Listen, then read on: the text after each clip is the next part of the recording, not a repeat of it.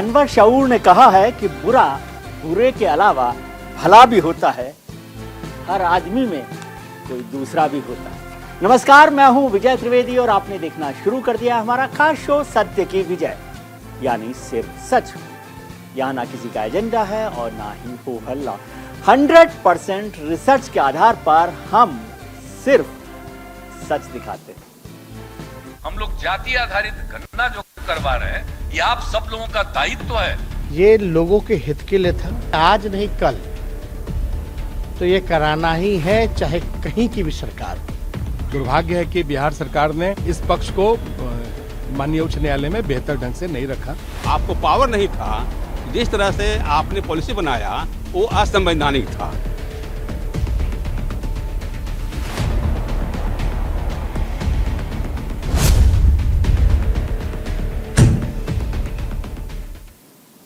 कौन जात हो पूछना मना है।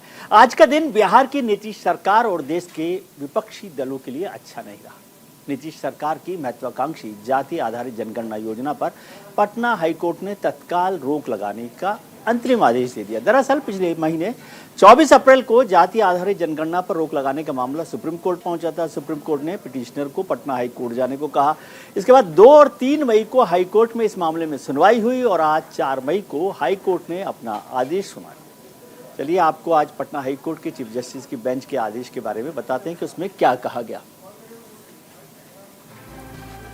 बिहार की जातीय जनगणना पर पटना हाईकोर्ट ने अंतरिम रोक लगा दी है। ये 2 और 3 मई को वहां पर सुनवाई हुई थी। चीफ जस्टिस विनोद चंद्रन की बेंच ने जनगणना पर तत्काल रोक लगाने का आदेश दिया है। जातीय जनगणना का कार्य राज्य सरकार के अधिकार क्षेत्र में नहीं आता, ये हाईकोर्ट का कहना है कि जातीय जनगणना केंद्र सरकार के अधिकार क्षेत्र का काम है। अब इस मामले में हाईकोर्ट ने 3 जुलाई को सुनवाई करेगा डिटेल में कि क्या मसला है, सरकार क्या कह रही है, बिहार सरकार का क्या कहना है और उसके आगे कैसे बढ़ा जा सकता है। सरकार की तरफ से सॉलिसिटर जनरल पीके शाही ने कोर्ट में अपना पक्ष रखा था, अपनी राय रखी थी कि क्या कहना है सरकार का इस मसले पर।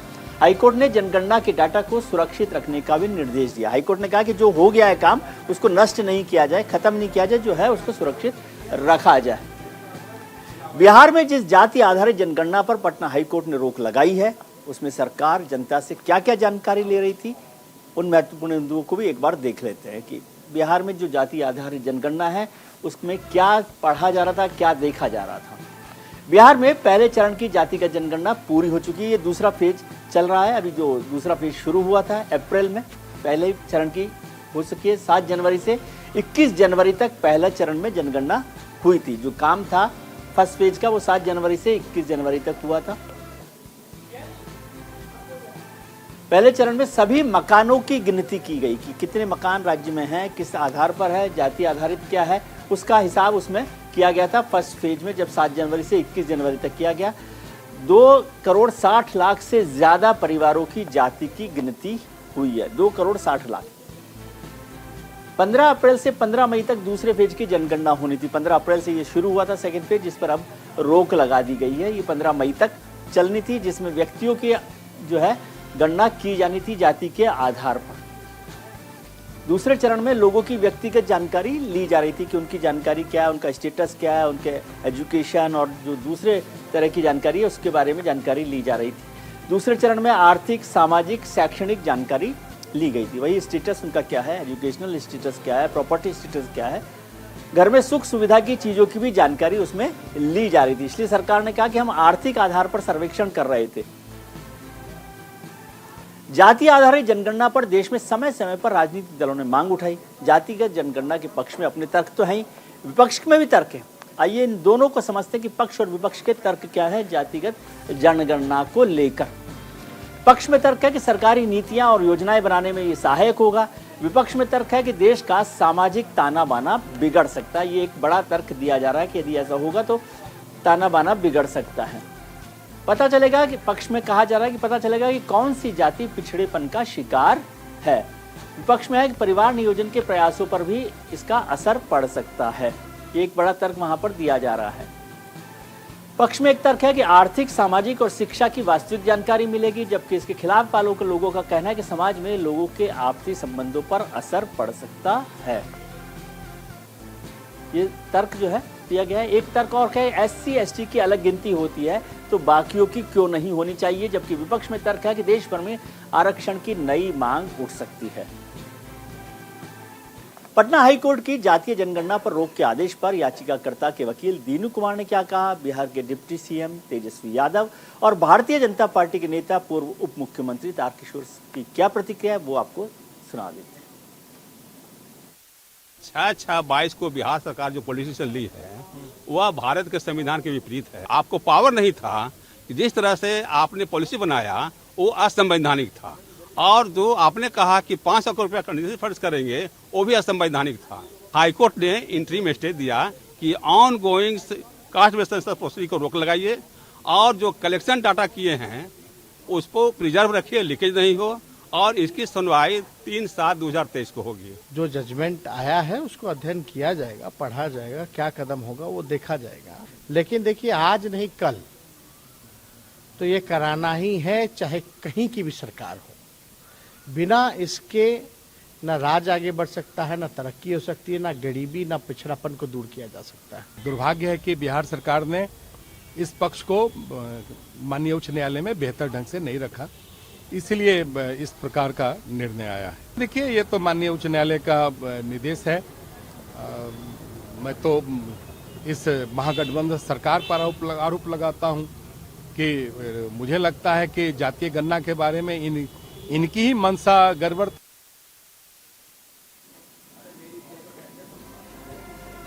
कांग्रेस और दूसरे विपक्षी दलों को लगता है कि जाति आधारित जनगणना के जरिए बीजेपी के धार्मिक ध्रुवीकरण के राजनीतिक चक्रव्यूह को तोड़ा जा सकता है, और शायद इसीलिए विपक्षी दल जातिगत पॉलिटिक्स का एजेंडा सेट करने में लगे हैं। ऐसे में आज के सवाल है कि हाई कोर्ट की रोक के विपक्ष के जातीय जनगणना के मुद्दे पर क्या असर पड़ेगा? क्या देश में जातीय जनगणना कराने की वाकई जरूरत है, और क्या जातीय जनगणना कराना सिर्फ वोट बैंक की राजनीति है? आज इसी मुद्दे पर चर्चा करेंगे। हमारे साथ जुड़ रहे हैं खास मेहमान, भारतीय जनता पार्टी के प्रवक्ता प्रेम रंजन पटेल साहब, जो विधायक भी हैं, बिहार से नेता हैं, कांग्रेस के नेता अनुज अत्रे साहब, JDU महासचिव परिमल कुमार। हमारे साथ जुड़ रहे हैं समाजवादी पार्टी प्रवक्ता मनोज यादव और शिक्षाविद प्रोफेसर राजेश पासवान साहब हमारे साथ जुड़ रहे हैं। आप सबका बहुत बहुत स्वागत है। परिमल जी, सबसे पहले आपके पास आना चाहता हूँ। यदि आपको मेरी आवाज मिल रही है तो आप मुझे समझाइए, इस फैसले को आप कैसे देख रहे हैं, पटना हाई कोर्ट के फैसले? देखिए, जनता दल यूनाइटेड की यह नीति रही है। जनता दल यूनाइटेड संविधान में विश्वास करती है और न्यायपालिका के का सम्मान करती है जी। और जो ये फैसला हुए हैं ये अच्छा फैसला नहीं है, तो part of judicial BJP high command और के रूप में जो इसको देख रही है ना, उसकी नासमझी है। देखिए, जहाँ तक जाति आधारित गणना का सभी दलों के सर्वसम्मति से प्रारंभ किया, तो उसकी आवश्यकता है। देखिए, संविधान का ऑब्जेक्टिव है जो समतामूलक समाज की स्थापना करने के लिए यह आवश्यक है कि लोगों के सामाजिक एवं आर्थिक है, और इसी उद्देश्य से हमारे यहाँ देखिए प्रारंभ से ही हमारे यहाँ देखिए केंद्र सरकार से यह अनुरोध कर कि आप जाति आधारित जनगणना कराएं, क्योंकि आप बैकग्राउंड को देखते हैं कि सुप्रीम कोर्ट ने स्वयं जो इंदिरा सहनी केस था, जो था, और फिर नागराजन केस था, उस दोनों केस में सुप्रीम कोर्ट ने यह ऑब्जर्वेशन दिया था कि until and unless you have accurate data how you can implement the reservation। लेकिन परिमल जी, हाईकोर्ट ने तो कहा कि ये अधिकार ही राज्य सरकार का नहीं है। हाँ, हाईकोर्ट ने तो कहा कि ये राज्य सरकार का अधिकार ही नहीं है सेंसस करने का। देखिए, हम लोग तो अपना पक्ष रखेंगे। एक बात बता दें, हम यहाँ पर स्पष्ट कर दें, जहाँ तक सेंसस का प्रश्न है तो निश्चित रूप से जो संविधान के 7वें अनुच्छेद के सेंसर जिसका यूनिट नंबर 69 में जनगणना है, और संवैधानिक दायित्व था ये केंद्र सरकार का। लेकिन यदि केंद्र का निरंकुश हो जाए, लोक कल्याण की बातों को नजरअंदाज करे, तो ऐसी स्थिति में राज्य की भी भूमिका सेंट्रल सेटअप में है, आपको बता दें। और बिहार सरकार तो जनगणना कहाँ करा रही है, हम लोग तो सर्वे और गणना करवा रहे हैं। तो हम लोग इफेक्टिवली जो 20 जुलाई को जो हाईकोर्ट में जो केस कर रखी है, उसमें सरकार प्रभावी रूप से इस पक्ष को रखेगी।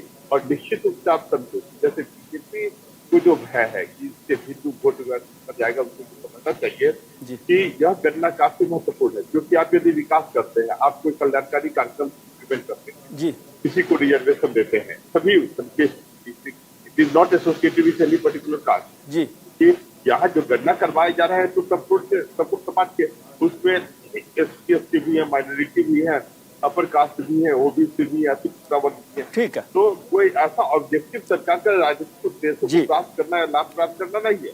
ठीक है। सरकार का यही उद्देश्य है कि आप समता पूर्वक समाज की स्थापना कैसे कर सकते हो। और संविधान का अनुच्छेद 14 जो कहता है तो है ना कि इक्वलिटी मतलब स्वतंत्रता जो फंडामेंटल राइट है, समता का अधिकार, तो समता का अधिकार कैसे वह इफेक्टिवली आप इम्प्लीमेंट कैसे करेंगे। This is the responsibility of government ना, सेंट्रल गवर्नमेंट की भी और राज्य सरकार की भी। जब तक डेटा नहीं रहेगा आप कैसे करेंगे। जैसे उदाहरण ठीक है, इस पर चर्चा करते हैं। परिमल जी आपके पास फिर आता हूं और मेहमानों के पास भी एक बार चलते हैं। प्रेमरंजन पटेल साहब भी हमारे साथ जुड़े हुए, भारतीय जनता पार्टी के प्रवक्ता भी हैं, विधायक भी हैं। पटेल साहब, जो पटना हाईकोर्ट का फैसला आया है, पहले तो आपकी प्रतिक्रिया क्या है इस पर? और मेरी याददाश्त थोड़ी कमजोर है, थोड़ा सा आप मुझे अपडेट कर सकते हैं कि अभी कुछ महीनों पुरानी बात है कि आपकी पार्टी के नेता नीतीश कुमार जी के नेतृत्व में, बिहार सरकार के नेतृत्व में दिल्ली में आए थे और जातीय जनगणना का सपोर्ट किया था। उसमें कोई बदलाव आया है स्टैंड में? कोई बदलाव नहीं है। हम लोग जातीय गणना के पक्ष में पहले भी थे, आज भी हैं जी। लेकिन सरकार की मंशा पर सवाल है जी। सरकार की इच्छा शक्ति नहीं है जो जातीय गणना कराने का। वो केवल जो है इसको हवा खड़ा करना चाहती है, राजनीतिक लाभ लेना चाहती है जी। सरकार अगर बेहतर तरीके से हाई कोर्ट के अंदर में अगर पक्ष रखती तो निश्चित तौर पे जो आज फैसला आया है इस पर रोक लगाने का, ये फैसला मुझे लगता है कि नहीं आता जी। कभी भी। जिस सरकार के साथ नीतीश कुमार जी गए हैं जी। और जिनके साथ मिलकर के महागठबंधन बनाने का काम किया है, उनकी मंशा ही कभी नहीं रही है कभी जो है ना आरक्षण देने का, ना दबे कुचले शोषित कमजोर तबके के लोगों का कभी जो है उनकी संख्या बताने का, या को राजनीतिक तौर पे महत्व देने का, राजनीतिक शक्ति देने का, राजनीतिक ताकत देने का, ये कभी नहीं रहा है। और नीतीश कुमार उसी की गोद में जाकर के बैठ गए, तो उसी के अनुरूप नीतीश कुमार काम कर रहे हैं। जब तक हमारे साथ थे तब तक उनकी मंशा साफ थी। इसके माध्यम से जो व्यक्ति कमजोर है, जिनको आवश्यकताएं हैं, अध्ययन कर करके इस गणना के माध्यम से उनके लिए योजनाएं बनाने का और उनके लिए योजनाएं बना करके उन योजनाओं को पहुंचाने का, ये मंशा साफ थी। पटेल साहब, यदि इसको, आपकी बात को मैं दोनों बातों को सही मानता हूं, आपने जो कहा दोनों बातें ठीक हो सकती है कि नीतीश कुमार सरकार ने कमजोर लीगल एक्सरसाइज की और या पॉलिटिकल विल नहीं थी, इसको मैं ऐसे मान लेता हूं जो आपने कहा। तो क्या मैं ये मानूं कि प्रेमरंजन पटेल साहब आदरणीय प्रधानमंत्री जी को, आदरणीय गृह मंत्री जी को जाकर कहेंगे कि भैया नीतीश कुमार जी तो नहीं कर रहे, आप इसको जातीय जनगणना करवा दीजिए? देखिए, सीधे तौर पे मामला बिहार से जुड़ा हुआ मामला है जी। और बिहार का जब प्रतिनिधिमंडल प्रधानमंत्री से मिलने गया था तो उसमें भारतीय जनता पार्टी भी साथ साथ थी जी। विधानसभा के अंदर में प्रस्ताव पारित हुआ था जी। या सर्वदलीय बैठक हुई थी जी। उस सब में भारतीय जनता पार्टी साथ साथ रही है जी। और भारतीय जनता पार्टी का ही एक तरह से कहे कि दबाव था कि नीतीश कुमार को इस बात को मानने के लिए राजी होना पड़ा था। नहीं तो अब मैं ये पूछ रहा हूँ कि अब आप प्रधानमंत्री जी पर इस बात का दबाव बनाएंगे? उसी पर आ रहा हूँ कि पूरे देश के स्तर पर ये अगर मामला को ले जाएंगे तो पूरे देश के स्तर पर इसकी आवश्यकता अभी महसूस नहीं हो रही है। जिन राज्यों को इसकी जरूरत है या जिन राज्यों में इसकी आवश्यकताएं हैं तो राज्य अपने हिसाब से इस गणना को करा सकती है। ये पहले भी हमारे प्रधानमंत्री जी ने कहा, हमारे गृह मंत्री जी ने कहा और हम लोगों ने सहमति देने का काम किया। तो निश्चित तौर पे बिहार की सरकार अगर जो है चाहती इस गणना को कराने के लिए जो निर्णय पहले हम लोगों के साथ रह करके लिए थे उसको ये अमली जामा पहनाने का काम करते, तो ये इनको करना नहीं है। अभी झगड़ा आपका नीतीश कुमार जी, पटेल साहब आपका झगड़ा, मैं अनुज जी के पास जाऊं लेकिन एक छोटा सा सवाल और समझना चाहता हूं। आपका झगड़ा नीतीश कुमार जी से और परिमल जी से हुआ है ना, ओबीसी से हुआ नहीं है, पिछड़ी जातियों से तो हुआ नहीं है। तो नीतीश जी का थोड़ा सा समझा दीजिए ना कि देखो इसको ठीक से लड़ो, ऐसा है कोर्ट में।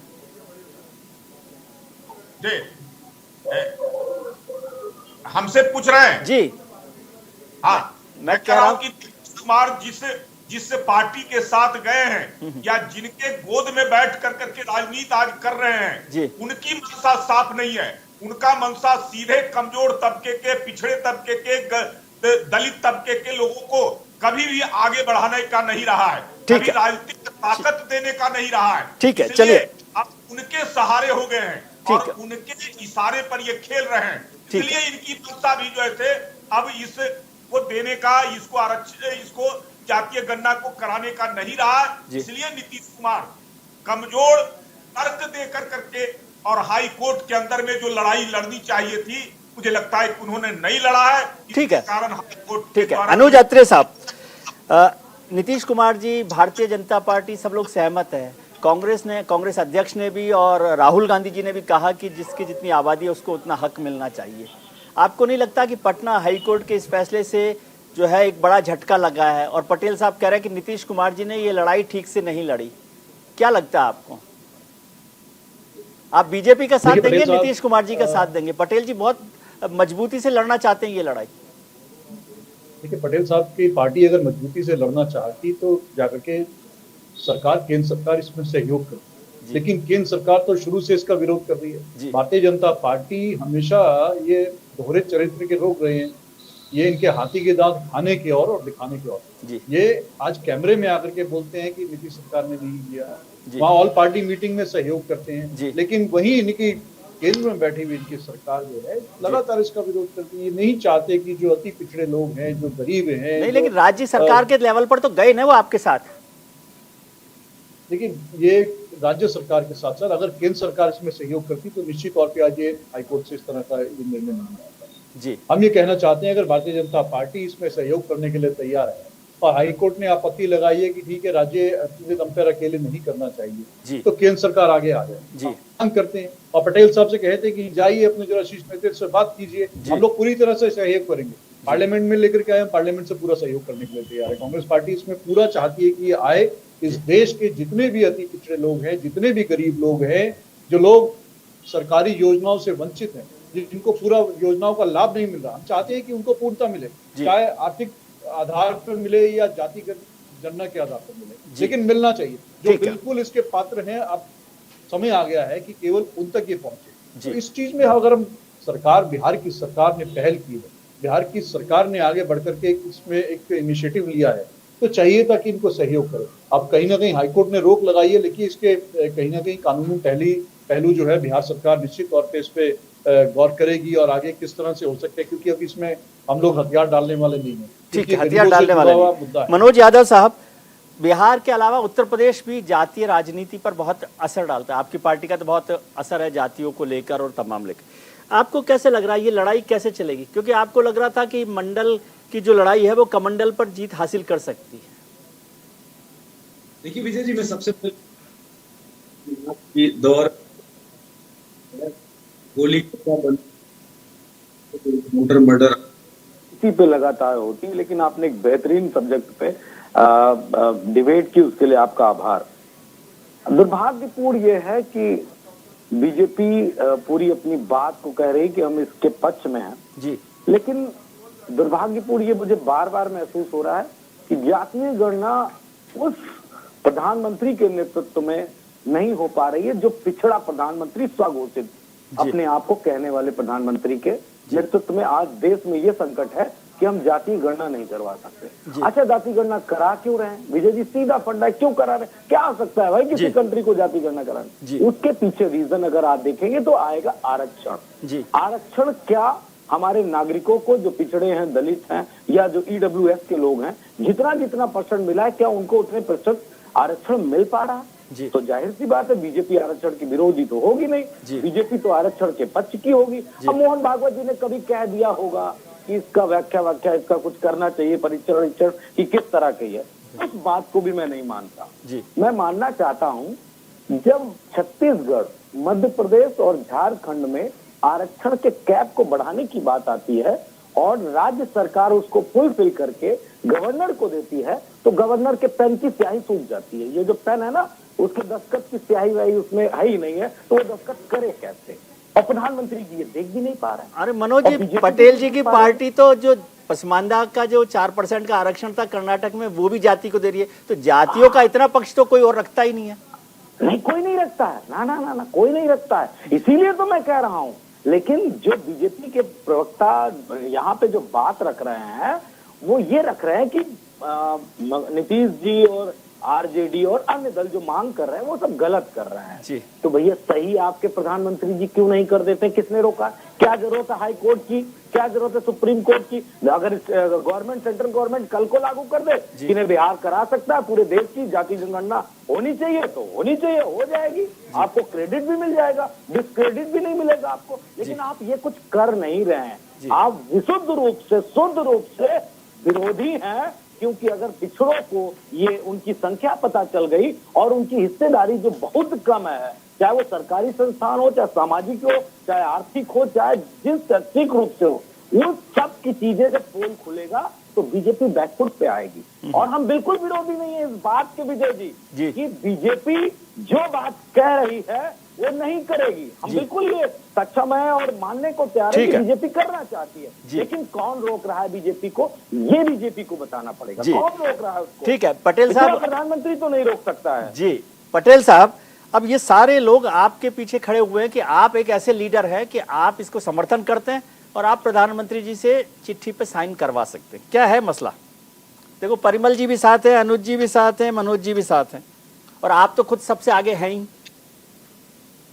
कि सरकार की मंशा नहीं है, जो राज्य सरकार है उसकी मंशा अगर साफ थी तो निश्चित रूप से ये गणना हो जाता जी। कि हाई कोर्ट में कमजोर पक्ष नहीं रखा जाता जी। इनके जो सरकार के वकील हैं ये वो क्या कर रहे थे? उन्होंने पक्ष सही तरीके से नहीं रखा। नीतीश जी की कमजोरी तो मान ली ना, अब तो आपकी मजबूती पर चल रहे हैं सब लोग, आपकी मजबूती के भरोसे बैठे हैं। राजनीति से मतलब है, चुनावी राजनीति से इसको केवल मतलब है जी के साथ गए हैं। आपको पता होगा कि जब पंचायती राज का चुनाव हुआ था तो उसके पहले पहली बार 2001 में चुनाव हुआ था पंचायती राज का, और उस सरकार ने, जो राजद की सरकार थी, उसने बगैर आरक्षण के चुनाव कराने का काम किया था जी। बिना आरक्षण दिए हुए। लेकिन जब हमारी सरकार आई उस समय नीतीश कुमार भी साथ थे, हम लोगों ने जो ऐसे 20% आरक्षण देने का काम। पटेल साहब सब लोग यही कह रहे हैं कि आप सबसे महान हैं, आप झंडा उठाइए ना, ये कह रहे हैं सब लोग, करते हैं। कोई विरोधी नहीं कर रहा आपका। आपकी आवाज कट रही है। हमारे साथ प्रोफेसर राजेश पासवान साहब भी जुड़ गए हैं। प्रोफेसर पासवान, आज के फैसले को आप कैसे देखते हैं, और फिर ये डिबेट कहीं आगे बढ़ेगी या केवल ऐसे ही हर दिन हम प्रोग्राम ही करते रहेंगे? जी, जो फैसला आया है आज का, मैं बिहार में हूँ और मैं कई लोगों से बातचीत भी कर रहा हूँ, अपने कुछ अपने दलित बहुजन साथियों से, तो वे लोग ये बता रहे हैं कि जब भी दलित बहुजन समाज के लोगों के हितों के लिए कोई बात होती है, किसी जन कल्याण की बातें होती हैं, तो लोगों को लगता है कि न्यायपालिका का रवैया उनके खिलाफ जाता है। बहुत से लोग ये का ऐसा मानना है। ठीक है। बहुत सारे लोग ये भी कह रहे हैं कि देखिए ईडब्ल्यूएस आरक्षण में तो कोई डेटा भी नहीं था और उसकी सारी प्रक्रियाओं को किसी ने कोर्ट ने कहीं पे कोई नहीं किया था। लेकिन ये जरूरी है कि हम कुछ भी नियम बनाने के लिए डेटा इकट्ठा करना सरकारों का काम है जी। और ये सरकार अपना काम कर रही है ईमानदारी से। कोर्ट को तो इसमें हस्तक्षेप करना ही नहीं चाहिए जी। लेकिन इसको लेकर के जो फेनोमिना बना दिया गया, ये बहुजन बनाम सवर्ण के बीच की लड़ाई है।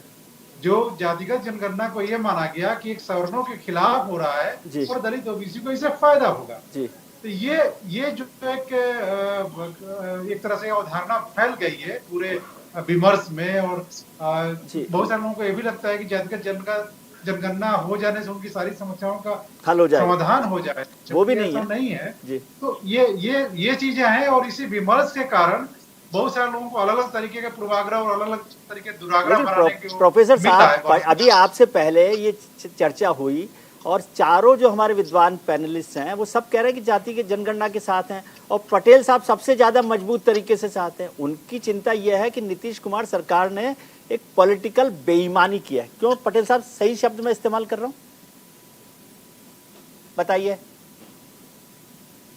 आता हूं परिमल जी। सर, राजनीतिक विचारक जो हैं ये इनकी अलग शब्दावली होती है, जब ये सत्ता में होते हैं तो इनका अलग टोन होता है, विपक्ष में अलग टोन होता है। अगर सभी लोग इसके पक्ष में हैं तो पूरे देश में जातिगत जनगणना होनी चाहिए, और जहाँ पे जो बिहार में जो विपक्ष में है, जहाँ पे वो शासन में है, वहां पे जाति जनगणना करवाना चाहिए उनको। लेकिन मतलब वहां के लिए अलग शब्दावली है, यहाँ के लिए अलग शब्दावली है। ओवरऑल समाज में धारणा यही जा रही है कि एक उम्मीद थी, ऐसे बहुत सारे लोग जो सदियों से मेन स्ट्रीम सोसाइटी का हिस्सा नहीं बन पाए थे, जो प्राकृतिक नैसर्गिक संसाधनों पे उनको हिस्सेदारी नहीं मिली थी, उनको उम्मीद थी कि जिस जातिगत जनगणना से उनको ये चिन्हित किया जा सका कि किन किन इलाकों में वो नहीं है, और उसके बाद वे सरकारें उनको मौका मिले। जी चलिए, पे उनके अवसर क्रिएट करें। ठीक है, इस पर चर्चा जारी रखेंगे। ये लोगों के हित के लिए था, आज नहीं कल तो ये कराना ही है, चाहे कहीं की भी सरकार। दुर्भाग्य है कि बिहार सरकार ने इस पक्ष को माननीय उच्च न्यायालय में बेहतर ढंग से नहीं रखा। आपको पावर नहीं था, जिस तरह से आपने पॉलिसी बनाया वो असंवैधानिक था।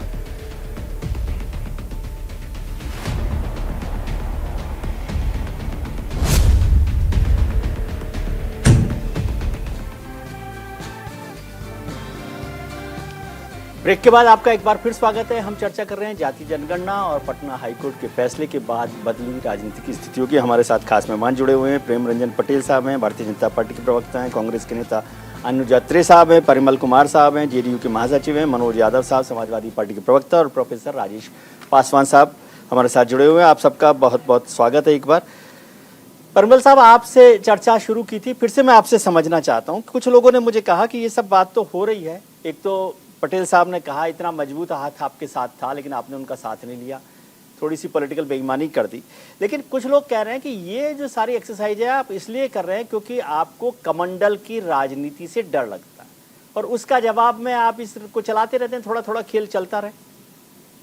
देखिए, दूसरी बात मैं आपको पटेल जी ने कहा कि भारतीय जनता पार्टी भी या विश्व भी जाति अधिक जनगणना का समर्थन कर 10 वर्ष करूँ कि मेरा सन केस पर कागज केस में कुछ अधिकतर नागरिक की बात की थी, और आदरणीय कोर्ट ने जब ये कहा कि है अधिकतर नागरिक की आवश्यकता जरूरी है, इस तरह के कार्यक्रमों के इम्प्लीमेंटेशन और रिजर्वेशन पॉलिसी के इम्प्लीमेंट करने, तो केंद्र सरकार ने हलफनामा दायर करके जाति आधारित जनगणना कराने से साफ मना करते हैं। तो ये तो अंतर्द्वंद की राजनीति करते हैं कि राय, क्योंकि आप जानते हैं कि इसको तो विकास से कोई मतलब नहीं, तो कुछ बच्चों के लिए काम करते, सामान्य व्यक्तियों के विकास से इसको कोई लेना देना नहीं है। और दूसरी बात की जो कई व्यक्ति साथी लोग बैठे हुए हैं, कई व्यक्तियों ने कहा, उनके स्टेटमेंट से ऐसा लगता है कि जाति आधारित जनगणना कराए जा रहे हैं, उसका ऑब्जेक्टिव मात्र रिजर्वेशन पॉलिसी है,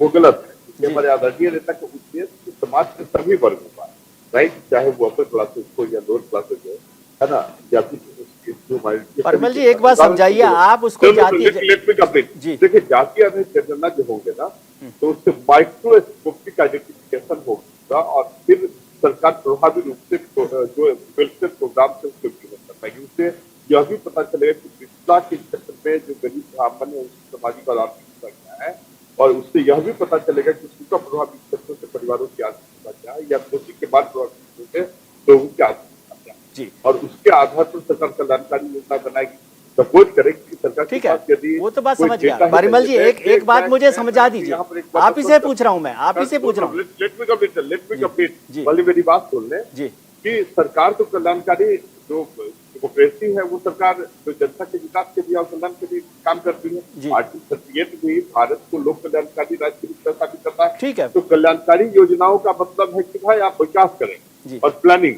विकास के लिए प्लानिंग की आवश्यकता होती है, और प्लानिंग का फर्स्ट स्टेप होता है to assess the available human resources, और ह्यूमन रिसोर्सेज के असेसमेंट का बेस्ट जो तरीका है वो जनगणना ही है, और जनगणना के संवैधानिक दायित्व कराने का अधिकार निश्चित रूप से केंद्र सरकार को है। लेकिन हमारे आदरणीय नेता नीतीश कुमार के बार बार अनुरोध करने के बावजूद भी केंद्र सरकार के कान में क्यों नहीं रहेगा, जबकि यह अति आवश्यक है समाज के समग्र समेकित और समतामूलक। परिमल जी बात वो समझ आ गई, अब मेरा सवाल सुन लीजिए, वो बात आपकी समझ में आ गई, इसमें कोई बात नहीं। मैं दो बात समझना चाहता हूँ। एक तो ये कि हाई कोर्ट ने जो रोक लगाई उसका मतलब है कि आप हाई कोर्ट को कन्विंस नहीं कर पाए, जो बात आप यहाँ कहना चाह रहे हैं। पहले सुन लीजिए ना, फिर आप बोल दीजिएगा, आप ही से पूछ रहा हूं मैं प्रभु। तो ये वाली बात कि आप हाई कोर्ट को कन्विंस नहीं कर पाए, पहली बात। दूसरी बात जो मैं उसको पढ़ रहा था तो उसमें लिखा गया है कि आप जातीय जनगणना नहीं करा। ये टीवी पर बोलने के लिए ठीक है, हाई कोर्ट में कहा गया कि आर्थिक सर्वेक्षण जातीय जनगणना का है। आर्थिक सर्वेक्षण यदि है तो इसका मतलब उसकी लीगल सैंक्टिटी नहीं है। तो या तो प्रभु साफ कर दो आप कि जनगणना करा रहे हो, या टीवी पर बोलने के लिए ठीक है ये, बाकी करवा तो सर्वे रहे, सर्वे तो होते रहते, बहुत सर्वे होते क्या। नहीं, मैं आपको बतला दूं, इस पर बहुत स्पष्ट में बात करता हूँ जी। सुप्रीम कोर्ट में हाई कोर्ट ने ये नहीं कि खारिज कर दिया, आप तो ध्यान देते रहे, ध्यान दें, ये जुडिशियल प्रोसेस का भाग है, किसी या जनता के कल्याण से संबंधित मुद्दा है, तो एक डेट पर इसको फाइनल नहीं किया सकता। कई मुद्दे होते हैं जिसके जो लीगल प्रोसेस है या टेक्निकल पहलू है, तो एक दो डेट पढ़ते ही है। और मैं आशा करता हूँ कि निश्चित रूप से आदरणीय उच्च न्यायालय है ना, हमारे जो नेता आदरणीय कुमार की जो मंशा है ना, उसको समझेगी और 30 जुलाई की जो डेट है निश्चित रूप से हमारी होगी। और यह प्रक्रिया आगे ये थोड़ा सा और साफ कर दीजिए कि सर्वे कह रहे हैं कि जनगणना कर रहे हैं। अरे क्या कर्नाटक में भी तो सर्वे हुआ, कई जगह बीजेपी शासित राज्य पे भी सर्वे हुए थे। बीजेपी को छोड़ दीजिए, आप सर्वे करवा रहे हैं कि जनगणना करा रहे हैं, ये समझाइए। नहीं, हम लोग कास्ट बेस्ड काउंटिंग करवा रहे हैं, टू बी नोटेड। बीजेपी को छोड़ दीजिए, बीजेपी के मुंह से निकलिए ना जी, because census is not under the periphery of government. ठीक है, मतलब सर्वे करवा रहे हैं, तो ये थोड़ा सा जोर से बोलकर बोलिए कि सर्वे करवा रहे हो आप। अनुज अत्रे साहब जी, केंद्र सरकार ने इसको नकार दिया और मजबूरी में हमारे आदरणीय नेता नीतीश कुमार ने जनहित को ध्यान में रखकर बिहार के सीमित संसाधनों के बल पर जातीय आधारित गणना कराने का काम प्रारंभ किया, ताकि डिस्ट्रीब्यूटिव जस्टिस सिस्टम जो है, जो सब ठीक है, ठीक है। अनुज अत्रे साहब, प्रोफेसर पासवान ने कहा कि बात तो ठीक है, सब बड़ी बड़ी बात कर रहे हैं, आपके पास भी 4-5 राज्यों में सरकार है, 3 में है, 4 में है, आप वहां पे क्यों नहीं करवा लेते? ये नीतीश कुमार जी के भरोसे बैठे हैं या बीजेपी के भरोसे बैठे? राजस्थान में करवा लेते हैं, हिमाचल में करवा लें। निश्चित तौर पे एक पहल बिहार प्रदेश से की गई, जहां पर कांग्रेस पार्टी की कभी कभी आप भी पहल कीजिए ने प्रभु। मेरी आवाज आ रही है आपको? हाँ, देखिए, जो बिहार में जो पहल हुई है, बिहार में किसकी सरकार है? बिहार में भी तो हमारी ही सरकार चल रही है, हमारी ही सहयोग से सरकार चल रही है, हम लोगों की भागी सरकार चल रही है, और वहाँ हम लोगों की ही पहल से इसको अमली जामा पहनाया गया, इसको आज लोगों के एक चर्चा का विषय बना है। आज ये जरूरत की चीज महसूस की जा रही है कि आवश्यकता है, देश में होना चाहिए, हर प्रदेश में होना चाहिए, लेकिन कहीं ना कहीं भारतीय जनता पार्टी ने हमेशा सौतेला व्यवहार, खासतौर से बिहार की अगर बात करें जो एक गरीब और पिछड़ा प्रदेश है, हमेशा से जब से इनकी सरकार गई है इन्होंने एक सौतेला व्यवहार किया है। ये वही बिहार प्रदेश है जो चुनाव से पहले, पिछले चुनाव से पहले प्रधानमंत्री जी बिहार की धरती पे जाते हैं चुनाव के समय में और वहां पर बोली लगाते हैं जनता के साथ। अनुज जी, बीजेपी में तो 100 बुराइयां हैं, मैं उसको मान लिया आपकी बात, 100 बुराइयां हैं। आप अशोक गहलोत जी को कहते हैं, आप भूपेश पटेल जी को कहते हैं, अभी तो वहां चुनाव भी होने वाले हैं, थोड़ा फायदा भी हो जाता, थोड़ा जनता का भी फायदा हो जाता। देखिए, निश्चित तौर पर हमारी पहल यही है, हम चाहते हैं कि हर प्रदेश में हो, और इसीलिए इसकी जब शुरुआत एक प्रदेश से हो रही थी, हम देखना चाहते हैं कि इसको कहाँ कहाँ का कानूनी अड़चने आ रही हैं, और जैसे हाईकोर्ट में अड़चन लगा दी है, हाईकोर्ट में एक अड़चन लग गई है, तो इसी को देखते हुए कि एकदम से सब जगह ना करके, कि जब बिहार में एक एक्सरसाइज शुरू हो गई है और वहां पर हमारी सरकार चल रही है, तो हम चाहते थे कि पहले बिहार में लागू हो जाए, बिहार में सर्वे शुरू हो जाए, उसके आधार पर निश्चित तौर पर छत्तीसगढ़, राजस्थान और हिमाचल में भी करना था, और अब उसके बाद कर्नाटक में हमारी सरकार आने जा रही है, वहां भी करते, और हम चाहते हैं कि पूरे देश में हो, हर प्रदेश में हो। जहां सरकार है वहां के अलावा आप सब जगह करवाना चाहते हैं, ये कह रहे हैं? नहीं, हम अपनी जहां सरकार है वहां अशोक, अनुज जी एक चिट्ठी लिख दो, सरकार है वहीं हमने शुरुआत की। मैं कह रहा हूं प्रभु, हमारी सरकार, अनुज जी आज शाम को ऐसा कर दें प्रोग्राम के बाद, अशोक गहलोत जी को, भूपेश बघेल जी को, और वहां पर हिमाचल में चिट्ठी लिख दे चीफ मिनिस्टर साहब को, अनुज जी, कि भैया ये काम आप तुरंत कर दीजिए, बिहार वालों ने तो नहीं कर पाए, थोड़ी गलती हो गई, अब इस गलती को ठीक करके आज राजस्थान में आज ही काम शुरू करें, ऐसा कर सकते हैं? उनको चिट्ठी लिखने की आवश्यकता नहीं है, हमारे मुख्यमंत्री और हमारी तीनों राज्यों की सरकारें तैयार हैं, वो चाहते हैं करना, लेकिन अभी देखना चाह रहे थे कि किस तरह से, जब जैसे तब देख लिया ना कि क्या गलती हुई है, हाई कोर्ट में लग गई है, रोक लग गई है, हाई कोर्ट ने एक आपत्ति लगा दी है कि राज्य को पूरी तरह से अधिकार नहीं है करने का, ये केंद्र के स्तर से मतलब आपकी जहां सरकारें वहां अब नहीं करेंगे, ये हुआ इसका मतलब? क्यों नहीं करेंगे? हम तो यहाँ भी तो हमारी सरकार है, जब हम यहाँ कर रहे हैं तो जहाँ पूरी हमारी सरकार है वहां तो बिल्कुल चाहेंगे हो। ठीक है, एक जगह हाईकोर्ट ने जी मनोज जी आपको जोड़ना चाहते हैं इसमें? लगेगी जहां तो चाहेंगे कि अभी मनोज जी, सरकार भारतीय जनता पार्टी केंद्र से लेकर के आए, पार्लियामेंट से बिल लेकर के आए, कांग्रेस पार्टी इसका समर्थन करेगी। जी मनोज जी, आपको नहीं लगता कि जब विपक्ष में होते तो आराम से कुछ भी कहा जा सकता है? आप भी बोल दीजिए, अनम्यूट कर लीजिए। जी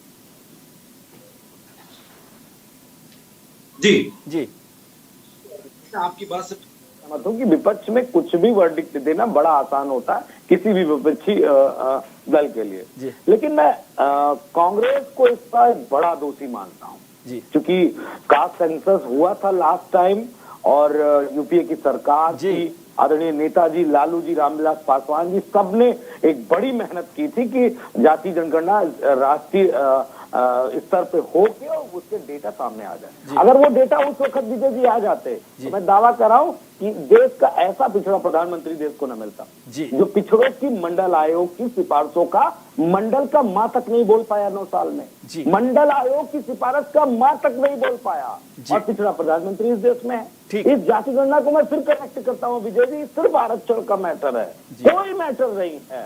भूमि बटी है, जल बटा है, सब कुछ बटा है, सिर्फ आरक्षण पे ही सारा झगड़ा पड़ा हुआ है। पटेल साहब आपके पास हूं, लेकिन एक लाइन विजय जी, महत्वपूर्ण बात रहेगी। देखिए मैं ये कहना चाहता हूँ, क्रीमी लेयर की बात किसने की, आरक्षण की समीक्षा की बात किसने की? बीजेपी ने। तो इसका विरोधी कौन है? सिर्फ बीजेपी। और एक बात बता दूं, अगर बीजेपी इसको रोकती है तो आप ये जान लीजिएगा प्रधानमंत्री का पद बदल जाएगा, असली पिछड़ा आएगा वही ये जनगणना कराएगा, अगर बीजेपी इसमें टंगड़ी लड़ाएगी। ये बात याद रखिएगा, मैं आपके चैनल पे बड़ी बात कह रहा हूँ, असली पिछड़ा पटेल साहब सुन रहे हैं, पटेल साहब सुन रहे हैं, और ये नकली प्रधानमंत्री जी को हटना पड़ेगा इस जातीय जनगणना पे टांग लड़ाने के लिए। ठीक है पटेल साहब आपके पास आता हूँ, लेकिन अनुज जी आपके लिए एक बात जोड़ दी मनोज जी ने कि 2011 को, ये इनको बहुत याद रहता है, पता नहीं क्यों इतनी याददाश्त तेज है इनकी। मंडल वाले हैं ना मंडल वाले सब याद रखते हैं, अनुज जी एक अधिकार अपना। बताइए 2011 में ही आप कर देते तो पटेल जी के साथ ऐसे करना नहीं पड़ता, आपने तो करवा भी ली थी।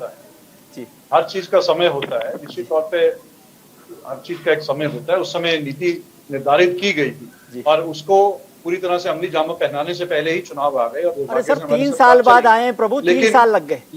लेकिन उस काम को आगे बढ़ाने का काम ये जो वर्तमान की सरकार को करना चाहिए था, लेकिन उन्होंने आकर के उसको पूरी की पूरी फाइल को ठंडे करने। ठीक है पटेल साहब, और अगर ये हमारे कामों को जिस तरह से नाम बदलने का काम करके इन्होंने योजनाएं आगे चलाई हैं, अगर हमारे इस काम को अभी चाहे अपनी योजना के नाम से कर लेते, आगे लागू कर देते, श्रेय खुद ले लेते, हमें कोई आपत्ति नहीं थी, लेकिन काम होना चाहिए था। लेकिन ये सरकार, इनका गोमुहा चरित्र रहता है, जब पर्दे के सामने कुछ और होता है, जनता को बड़ी बड़ी बातें करते हैं, बड़ी बड़ी वादे करते हैं, लेकिन पर्दे के पीछे से कहीं ना कहीं जनता के ऊपर कुठाराघात करने से पीछे नहीं।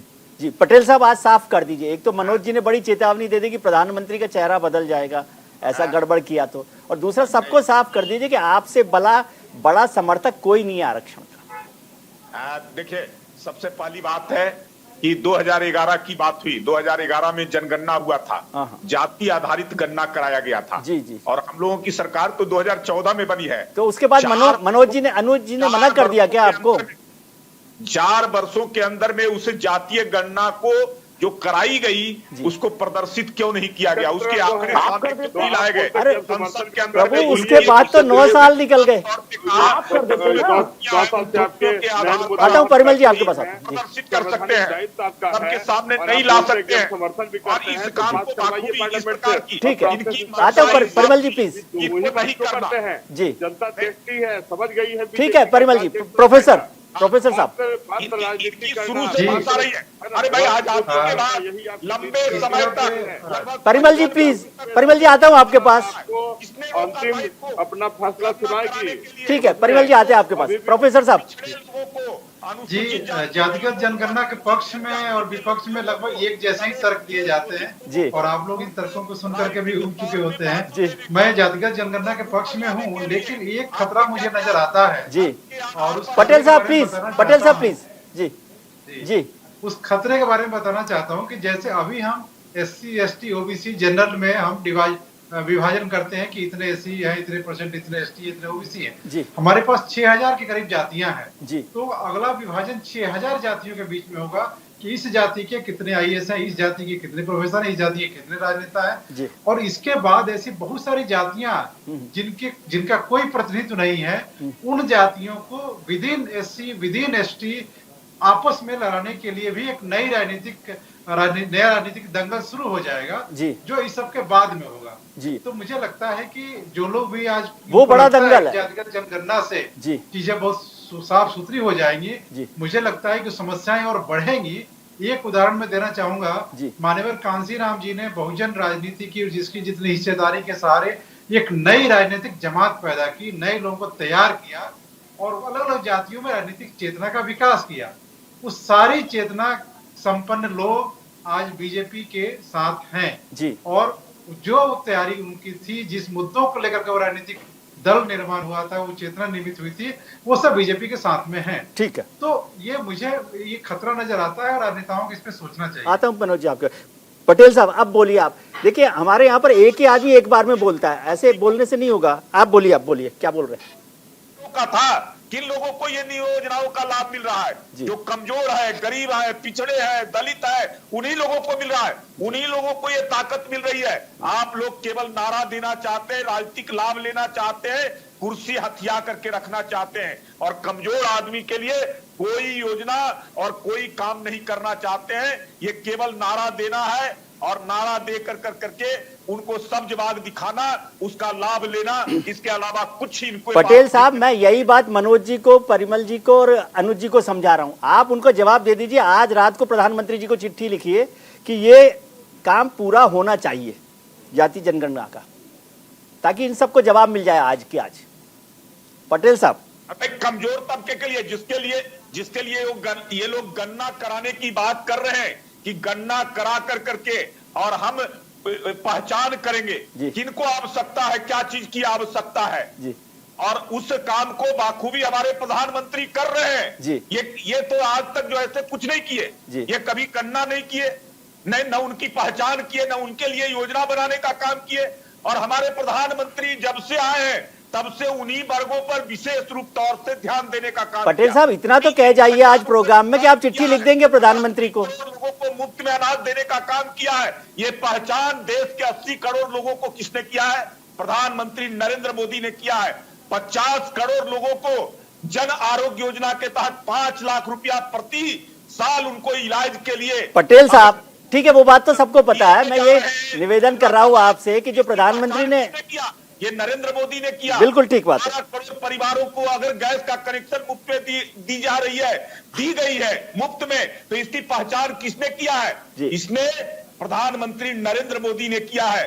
10 करोड़ किसानों को किसान सम्मान निधि। पटेल साहब वो सबको पता है, ये भाषण 200 बार हो चुका अभी तक। मेरा निवेदन केवल इतना सा है, पटेल साहब प्लीज सुन लो एक बात। मैं ये कह रहा हूँ ये सारी योजनाएं सबको पता है, आपके पास ये मौका क्रेडिट लेने का कि भाई इतना काम भारतीय जनता पार्टी की सरकार कर रही है, तो पटेल साहब एक चिट्ठी लिख दें आज कि मैं प्रधानमंत्री को चिट्ठी लिखूंगा कि ये जाति जनगणना करवा लें। इनकी मंशाओं पर देश की जनता को शंका है, इनकी मंशाओं पर, हमारे मंशा पर देश की जनता को कोई शंका नहीं है। ठीक है परिमल जी, जिस प्रकार से हम योजना आता मनोज जी आपके पास जी। देखिए मैं प्रेमरंजन पटेल जी का काफी आदर पटेल साहब ठीक है पटेल साहब ओके जाता हूँ जी।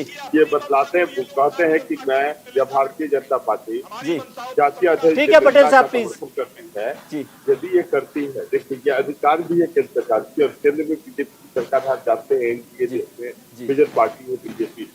सर आपके पुराने दोस्त हैं, रोज रहते हैं, कल है आज नहीं है, तो इनकी रिस्पॉन्सिबिलिटी भी है, ये चाहते भी हैं। लेकिन केंद्र सरकार ने सुप्रीम कोर्ट में हलफनामा दायर करके स्पष्ट किया कि हम केंद्र सरकार जाति आधारित जनगणना कराने के पक्ष में नहीं है। मसला ये सेल्फ कंट्राडिक्शन है कि नहीं? ये लोग भारत की जनता के आंख में खून रोकना चाहते हैं। देखिए हमारे आदरणीय नेता की मनसा कभी ये नहीं है कि हम किसी काम के लिए जनहित मुद्दे पर अपना क्रेडिट लें। ठीक है, ये तो मंशा सिर्फ आदरणीय नेता, आदरणीय प्रधानमंत्री की है। प्रत्येक काम के लिए क्रेडिट लेना चाहते हैं, तो अरे क्रेडिट ले लीजिए, जन कल्याण होगा। ठीक है, हम कहाँ थे? हमारे आदरणीय नेता ने तो बार बार आपसे रिक्वेस्ट किया कि आप जातीय आधारित जनगणना करा दें, जिससे सभी समाज के सभी वर्गों का कल्याण होगा, लेकिन आपके कान में तो क्यों नहीं रहेगा। और उल्टे जब ये इस तरह के मुद्दे उभरते हैं तो आप गलतफहमी ही करते हैं कि मैं समर्थन करता हूँ। ठीक है, आपको अधिकार है, आप तो आप क्यों नहीं करते? ठीक है मनोज जी, आपको किसने रोका? हम सभी अपना समर्थन करेंगे। ठीक है मनोज जी, आप जोड़ना चाहते हैं कुछ? ठीक है परिमल जी। देखिए, स्पष्ट रूप से विजय जी मैं कहता चलूं, और ये बात मेरे ख्याल से बीजेपी के प्रवक्ता को बेहतर समझ लेनी चाहिए। उनकी प्रैक्टिस और टैक्टिस।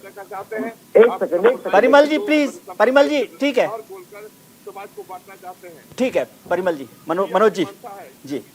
देखिए, अगर मैं बीजेपी के प्रवक्ता की बात को समझूं और महसूस करूं तो मुझे ये लगता है कि वो हमसे भी ज्यादा पक्षधर है कि जाति गणना होनी चाहिए और आरक्षण का विस्तारीकरण होना चाहिए। मुझे तो ऐसा ही लगा है पटेल साहब के कहने से। बिल्कुल बिल्कुल, आपके भी वक्तव्य में ऐसी बात आ गई और मैं भी ऐसा ही महसूस कर रहा हूँ। लेकिन मैं एक बात पूछना चाहता हूँ कि भाषण की प्रैक्टिस और टैक्टिस बीजेपी की है, वो मोदी जी के कर कमलों से सबको मुख हो।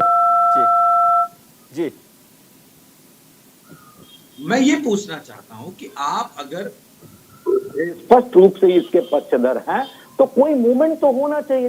ईडब्ल्यूएस का आरक्षण आपने दिया, कोई कमीशन नहीं बनाया।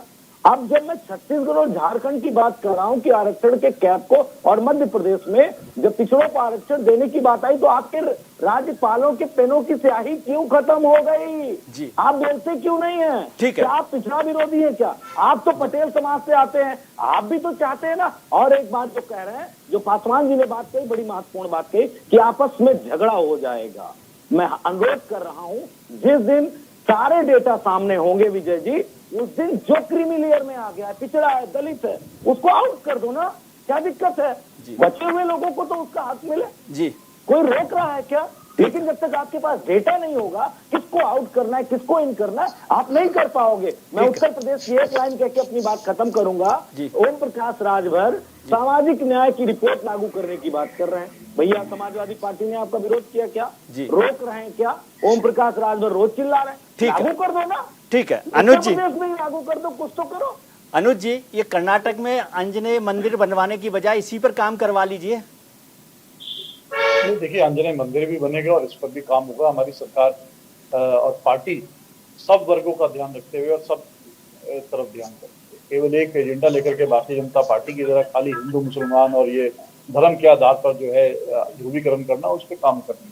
तो मेरे साथ ही है कि जी हमारी पार्टी का शुरू से घेर रहा है, आजादी के बाद से लेकर के और आज तक की हर वर्ग का विकास हो। गरीबों का सबसे ज्यादा ध्यान अगर किसी ने किया है, गरीबों के लिए मजबूती अगर किसी ने दी है तो कांग्रेस पार्टी ने दी है। तमाम तरह की योजनाएं जो लेकर के आए हैं, हम इस देश को शिक्षित करना, उनको रोजगार दिलवाना, उनको सरकार में नौकरियां दिलवाना, प्राइवेट क्षेत्र में नौकरियां दिलवाना और अवसर पैदा करना की तरह बेरोजगारी देश में खत्म हो। लेकिन सर, जो अनुज जी, जो निवेदन मैंने पटेल साहब को किया, कांग्रेस को जाता है। अनुज साहब, जो निवेदन मैंने पटेल साहब को किया प्रधानमंत्री को चिट्ठी लिखने का, वो निवेदन आपको भी मैंने किया कि गहलोत साहब को और उनको कर दें, करेंगे क्या पटेल साहब? देखिए, एक मिनट, हमारे तो मुख्यमंत्री पहले से तैयार है।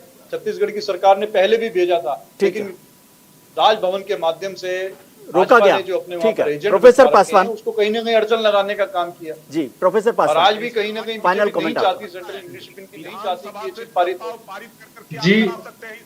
मैं एक बात कहना चाहूंगा, जैसा एक अभी बात निकल के आ रही थी कि जिसकी संख्या अधिक है या संसाधनों पे अधिक काबिज हैं, उनको आगे से रोका जा सकता है। मुझे लगता है कि प्राकृतिक न्याय के सिद्धांत के खिलाफ होगा किसी। जी जी जी, तरीका ठीक नहीं है। दूसरी बात मैं कहना चाहूंगा कि जैसे कि ओबीसी रिजर्वेशन जब हायर एजुकेशन में लागू हुआ तो उसके लिए 27% सीटें बढ़ा दी गई, उनके लिए फंड बढ़ाए गए और उसके लिए शिक्षकों की बहाली, अलग अलग स्पेस क्रिएट किया गया। एजुकेशन इंस्टीट्यूशन को बहुत सारी राशियां दी गई और बहुत सारे नए यूनिवर्सिटी खोले गए। जातिगत जनगणना के बाद जो जातियां सुविधाओं से वंचित रह गई हैं, उन जातियों के लिए कौन से नए अवसर विकसित किए जाएंगे, इस तरह का ब्लूप्रिंट अभी तक किसी भी राजनेताओं के पास, किसी भी राजनीतिक दल के पास नहीं है। तो इस वजह से यह तो सब लोग जानते हैं कि फलाना जाति के लोगों के पास इतना अधिक है, इतने IAS हैं, इतने ऐसे हैं, सब कुछ है। लेकिन इस विषमता को दूर करने के बाद का क्या ब्लूप्रिंट होगा, वो जो नए युवा हैं, नए लोग हैं, जिनका भविष्य बनना है, वो किस उम्मीद से देखते हैं, इस तरह के बारे में हमारे राजनेताओं के पास कोई विजन नहीं है। मुझे लगता है कि उन्हें यह भी सोचना चाहिए, सिर्फ एक चुनावी मुद्दा नहीं कि बहुजन बनाम सवर्ण करके और हम अपने पाले में गोलबंदी कर लें, बल्कि क्या विजन है, कि क्या स्पेस क्रिएट होगा, उस पर भी चर्चा करनी चाहिए। चलिए, वक्त बिल्कुल नहीं है। मनोज जी कुछ बोलना चाहते हैं? बहुत छोटा सा कमेंट, वक्त बिल्कुल। एक लाइन देखिए, राजनीतिक रूप से आरक्षण जो पिछड़ों को मिला वो मात्र नगर निकाय और नगर पंचायत के चुनाव में मिला।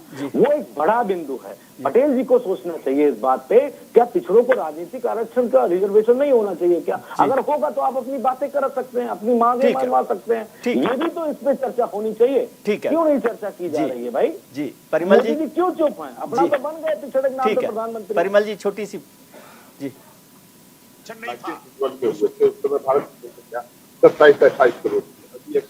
ठीक है, चलिए, अब वक्त बिल्कुल इजाजत नहीं दे रहा। आपका बहुत बहुत शुक्रिया प्रोफेसर पासवान, प्रेमरंजन पटेल साहब, मनोज यादव साहब, परिमल साहब, अनुज अत्रे साहब, आपका बहुत शुक्रिया कि आपने वक्त निकाला। आज हमने शो की शुरुआत में आपसे एक सवाल पूछा था कि क्या पटना हाईकोर्ट की रोक से विपक्ष की जातीय जनगणना के मुद्दे पर असर पड़ेगा। इस पर 52% लोगों ने हाँ के पक्ष में अपना वोट किया है, वहीं 48% लोग इसके पक्ष में नहीं हैं। ज़्यादातर लोगों को लगता है कि इसका असर पड़ेगा। राजनेताओं की बात भी सुन ली, हमारे पैनलिस्ट की बात भी सुन ली, बाकी तो आप खुद समझदार हैं। आज के कार्यक्रम में इतना ही। उम्मीद करता हूं कि आपके लिए आने वाला कल आज से बेहतर हो। आप अपना ख्याल रखिए और उनका ख्याल रखिए जो आपका ख्याल रखते हैं। नमस्कार।